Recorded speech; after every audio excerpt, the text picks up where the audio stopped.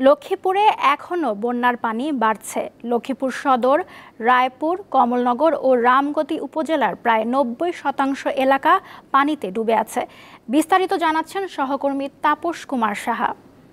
তাপস, লক্ষ্মীপুরের সার্বিক বন্যা পরিস্থিতি এখন কেমন এবং বন্যার্থরা কি ত্রাণ পাচ্ছেন?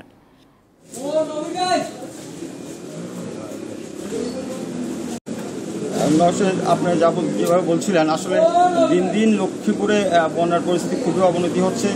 এখানে প্রতিদিন অতিরিক্ত বন্যা পানির চাপে বিভিন্ন এলাকা, নতুন নতুন এলাকা প্লাবিত হচ্ছে। বিশেষ করে লক্ষ্মীপুর 5টি উপজেলার মধ্যে 4টি উপজেলার 90% ইতিমধ্যে পানির নিচে ডুবে গেছে, যার কারণে রাস্তাঘাটে আপনার যোগাযোগ ব্যবস্থা বিচ্ছিন্ন হয়ে গেছে। সড়কের মধ্যে এখন নৌকার ভেলা, কলা গাছের ভেলা এবং নৌকা চলে, মানুষ যাতায়াত করতে পারছে না, যার কারণে মানুষ খাদ্য সংগ্রহ করতে পারছে না। যেহেতু 90% পানি নিয়ে চলে গেছে, যার কারণে মানুষের মধ্যে একটা খাদ্যের জন্য একটা হাহাকার সৃষ্টি হয়েছে। এখানে আসলে দুর্গম এলাকায় ত্রাণ দেওয়া সম্ভব হচ্ছে না, বা মানুষ চলাচল করতে না পারার কারণে মূলত মানুষ খাদ্য পাচ্ছে না। আর বিভিন্ন স্বেচ্ছাসেবী সংগঠন আছে, জেলা প্রশাসন, উপজেলা প্রশাসন, বিভিন্ন স্বেচ্ছাসেবী সংগঠন, রাজনৈতিক সংগঠন, রাজনৈতিক দল, সামাজিক সংগঠন, এরা কিন্তু ত্রাণ দিচ্ছে, সেটা প্রয়োজনের তুলনায় খুবই কম।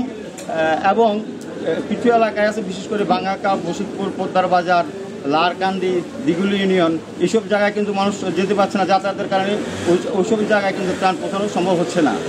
তাছাড়া আপনারা জানেন যে লক্ষ্মীপুরে এই যে পানি প্রতিদিনই বাড়ছে, এই পানি রহমতখালী খাল, ভুলুয়া খাল হয়ে ভুলুয়া খাল দিয়ে নোয়াখালী থেকে পানিগুলো ঢুকছে এবং এগুলো মেঘনা নদী দিয়ে বের হয়ে যাচ্ছে। ইতিমধ্যে আপনার লক্ষ্মীপুর মজুদির সুইচ গেট খুলে দেওয়া হলেও এখানে কিন্তু আপনার ওই যে পানি কিন্তু তেমন যাতায়াত করছে না, যেহেতু নদীর দুই পারেই পানি। সুইচ গেট খোলার পরও কোনো সমস্যা দেখা যাচ্ছে না। এই ছিল আমার কাছে লক্ষ্মীপুর থেকে তাপস সাহা।